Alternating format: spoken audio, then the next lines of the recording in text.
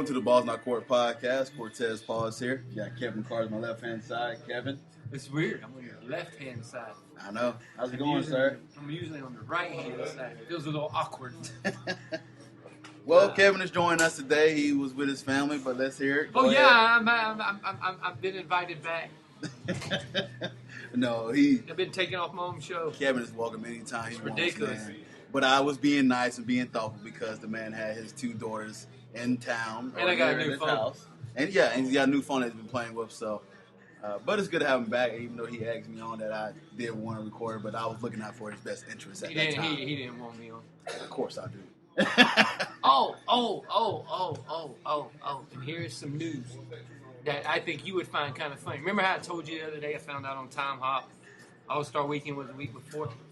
Actually, 1 year ago, exactly today, at 8:53, we put up on Dropbox or something like that the first episode of the Balls in Your Court podcast. So today is officially the 1 year anniversary. Hey, how about that? Of the Balls in Your Court podcast. 1 year anniversary of the Balls Not Court podcast today. And we're coming from the barbershop today on our 1 year anniversary. Yes, we are. We're in the Custom Cuts. Chris was kind enough to invite us one again and gave us some nice hospitality. But to give you some cool stats, that's at least on Podomatic, at least for the whole year, is that right now we're at 2,261 downloads. Well, that's just on one of the many things that we're on. Exactly. 623 plays, 92 plays. And this is accumulated all over a year. So we like where we're at. More work to go. But me and Kevin just have fun. So there it was at 8:33. So we were trying our hand at a sports podcast. And here we are, 77 episodes later. And me and Kevin is getting better at this thing. We're reaching out to more people to do the podcast. And hey, Kevin reached out to me. He's been reaching out for me for a while to do it. And then I wasn't even invited to come on anymore. Oh, Lord. Oh. Kevin is not going to let me hold this down, but I know he's just giving me a hard time. But Kevin, though, he's always welcome to discuss. So. But, we'll go ahead and just discuss it since it's fitting. A year to the day. A year to the day. You hear that, Chris? It's been a year to the day when we have started the podcast. We did our first episode a year. Yep. So this is like the first year anniversary. Look, we even have balloons. They say Happy Valentine's Day, but we have balloons for it. Yeah. I appreciate it. I'm gonna suck the helium out of them and do half the show sounding like this. So it's. I can remember the call that Kevin called me on Skype. I was in Boston in my frigid room. It was snowing outside, at least 2 or 3 inches on the ground. And there were 5,000 ambulances and cop cars going around. Yeah, he heard sirens and everything like that. So he was like, "What is going on over there?" I was like, "Well, I live right by a fire station over here." So it was a pleasure of having Kevin doing that and having him laugh a little bit every time there was a fire truck going by. Or, that's like when you live in a city, man. You hear all that stuff and. We live in a nice country where Kevin's at now, and we don't hear anything. At least, not that we know of. Except his young boy and Crystal yelling at Kevin. So, yeah.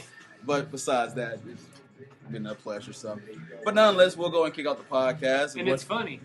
What we did a year ago, we're doing today. Yeah, we're talking about the All-Star game, and so we'll go ahead and get into that. And we'll first start with the game that happened on Sunday.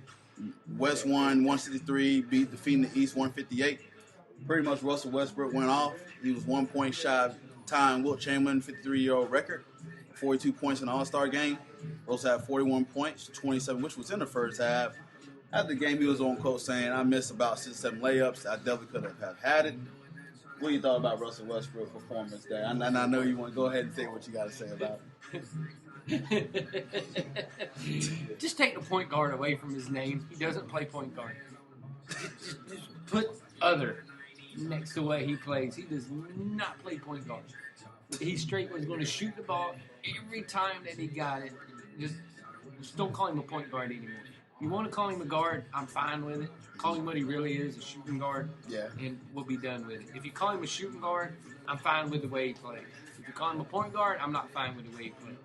Yeah, 1 assist. But Jimmy, he finally did get an assist. Yeah, he got 1 assist that game. I remember there for a while he had 0 assists. But 16 for 28, so you can see the next person in line that was in shot attempts for James Harden was 16. Oh, I'm surprised by that. Yeah.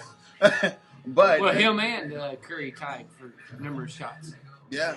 So Curry shot 16 times too. So you see, Russell was definitely had the green light to go ahead and go. So he was going to shoot it no matter. He didn't care if somebody told him not to. He was going to shoot it no matter what, and he did. Yeah. Don't get me wrong, his performance was impressive and like that. And it's an all-star game. When he made those threes in a row, I was like, that's just stupid. He was shooting them from like the line. But that's the thing that got me about this game. You can see the transition that the NBA is making to now the three-point line has become the most predominant weapon in the NBA right now. Is the three-point line because I think they almost took as many three-pointers as they did two-pointers. Look at that. There you go. 65 attempts from the three-point line. 65 attempps from the three-point line. That's for the West, and then the East has 68. So they shot the ball 133 times. 65 of them were from the three-point line. So almost half of the total shots from the West came from behind the three-point line. What's this whole phenomenon now that everybody, and I know we talked about it last year about a three-point shot, but it seems like every year it's just being utilized even more. Because they're going away from you having drivers and slashers and all that stuff like you had in the Michael Jordan era. You're going away from all of those kind of players now, and you're going to guys like Stephen Curry and Klay Thompson and Kyle Korver and those guys who are they're jump shooters. Yeah. They can handle the ball and everything, especially in Curry's case. He can handle the ball and everything, but they're jump shooters. And you don't have those drivers and guys that like to pound the dunk and everything else. And I liken it a lot to what we talked about last year is the influence from the other countries and everything coming in now to where their big men can shoot the three-pointers. So it's just the evolution of the three-point shot. I'm not saying the evolution of the game because the game pretty much for all of our lives has had the three-point shot in it. Right. And now it's become a bigger thing in the NBA now where they just fire away. I'm telling you. LaMarcus Aldridge made three-pointers for God. He went 4 for 4. Marcus, and he's 6'11". Marcus All attempted one. Yeah. I mean, I think everybody except Paul attempted one. Paul Gasol and Al Horford were the only two people not to shoot a three-pointer. And DeMarcus Cousins and Tim Duncan. Those were the only people not to shoot a three-pointer. But let's talk about the other guys that scored. Steph Curry had 15 points, 9 rebounds, 5 assists. James Harden added 29. His ball 8, handling 8. ability was the show. Yeah, I don't care about his stat line. Just watching him handle the ball was ridiculous. Last year you had Kyrie Irving handling the ball, and you were going, shit. This year it was Steph Curry. I remember posing the question last year, who was better? Mm-hmm. Curry and they even posed it during the game this year. Who's better, Irving or Curry? That to me was the fun part, was watching him handle the rock. That was the fun part. Yeah, I was when he did that between the legs between two defenders and did a layup at like the top of the glass. You was there. Or the pass. Yeah, the pass was amazing too. Ridiculous. Well, he just lobbed it up and he just threw it. Man, the one where he lobbed it up to Westbrook hit his head on the backboard. So I'm very impressed with Steph Curry and how far his game has come along. And this is fun to watch as an entertainment value. There's not much to take away from the game, but the entertainment value alone with some of these guys, because they do things you don't hardly see them do in the game. Yeah. See, even when the East came out fine. At least LeBron did. No, they shot 8 and 9 free throws. Yeah. We knew this one. Oh no, it was not. It was just definitely not a playing game. Like Steve Kerr said, "Okay, I want you to go over there. You shoot. You just." Steve Kerr was the best coach I've ever seen for the All-Star game. Here's what we're going to do: you pass it to him, you pass it to him, you pass it to him, you shoot. Fair enough, right? I love him. And who was it? Tim Duncan let him and said, "Is that how you going to coach the whole game?" He's like, "Pretty much." And now he was messing with Tim. Like you said, your seat is all the way over there. Go all the way to the end of the bench. Like that's how you coach here. That's how you really do. But they had that camaraderie because he played for the Spurs. So it was funny. It's a shame that they both played for the Spurs and now he's coaching and Tim's still playing. So LeBron had 37, 7 assists, 5 rebounds.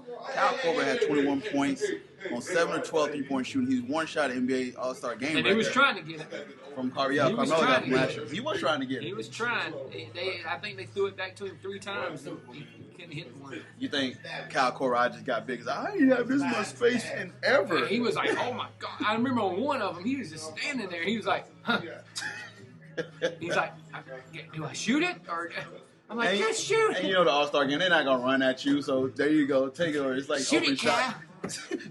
Basically like an open gym between this guy. Just go ahead and shoot the ball. Yeah, they were just letting everybody shoot. But I tell you what, man, that was funny. He went 7 for 13, but he was 7 from 12 from the 3-point line. So he took one other shot that wasn't a 3-point. And I think it was someone that chased him on the 3-point line. And he took like a jumper. He ran in. Yeah. He took a jumper. So it was funny. But I tell you, I always like watching it. And then you got the guy who shouldn't even been in the game. Went 6 for 20. And played 30 minutes. Now he's out for the year. Yeah, now they're sitting him. And I have a problem with that. I have a huge problem. But I saw a couple of tweets that night that said that people had lost respect for Carmelo. That's a huge problem. Yeah, so I found it just ridiculously bad that they did that. Right. So I sit there and Carmelo was playing that many minutes, and I was a little stunned about that. Why would they let this guy play so many minutes if he's going to shut down for the season? And the day before they played the Magic, and he didn't play at all. So it was kind of like it was stupid. Okay, I understand that you want to make the appearance because it's in New York City and everything like that. But do what other people have done. Show up, say hey, play the opening, go sit your butt down. Exactly. Go sit your butt down. Or you should have done what everybody else did that was injured or was going to sit it down for Jimmy a year Butler, or something who's like the first time Just go away. First time All-Star and got to play 9 minutes. Well, you rob people that should have. There's other people that should have been in the game. Like when Vucevic. Yeah. Nick Vucevic, yeah. There's people that deserve to be on the team instead of you. There's people that deserve to be on the team instead of you just based on performance-wise. Mm-hmm. The only reason you got in is because stupid idiots in New York voted you in. That's the reason you made it in. Along with the reason Kobe Bryant was voted for it's because stupid people don't know what they're doing. They just see a name and they start voting for it. What needs to be done about the fan vote? Don't do it. Don't do it at all. Because here's the thing. I'm trying to break shit. Here's the thing. Improv. Here's the thing. We already know the main guys are going to be playing in the game anyway. It don't matter if the fans vote them in or not. The main guys are going to play because they're the main guys. They're still going to be in the All-Star game. Mm-hmm. The fans do this stupid, like Yao Ming when he was voted in every year. He didn't deserve to be in all those years. But why? It's because the whole People's Republic of China voted on whatever it was and got him to come into the game. He didn't deserve it. He at least didn't deserve to be number one vote getter, but... No, he didn't. Well, he didn't even... Half the time, he wasn't even playing that much. He didn't even deserve to get into the game. Carmelo should have never been voted into the game. Kobe should have never been voted into the game. You got to base it off what people are doing in the year. We already know that almost all these big guys, based on what they've done during the year, are going to be in the game, no matter what. Leave it to the people that are watching the games and not leaving it to the people that just want to vote just so they get a vote on Twitter and they get it retweeted by the NBA or whatever. Who cares? Right. Who cares? There's people that deserve to be in this game that wasn't in this game. Damian Lillard had to get into the game because somebody got hurt. When Damian Lillard deserved to be in the game. Oh, totally agree. It's just ridiculous. I look at this too, and like I was saying earlier, Jimmy Butler, who played 9 minutes, young cat, his first time, let him get a little bit more run than 9 minutes. Yeah, let him play. But Carmelo want to play and everything like that. Look, you made an appearance, you did it for New York, everybody knows you're playing. Just get out. And just play like, it was mind-boggling to me that, and there was people that said they did lose respect for Carmelo that night because, as you hear now, the news is that he's going to, I don't know why it was breaking news because if you watch basketball, you already knew that he was going to sit out.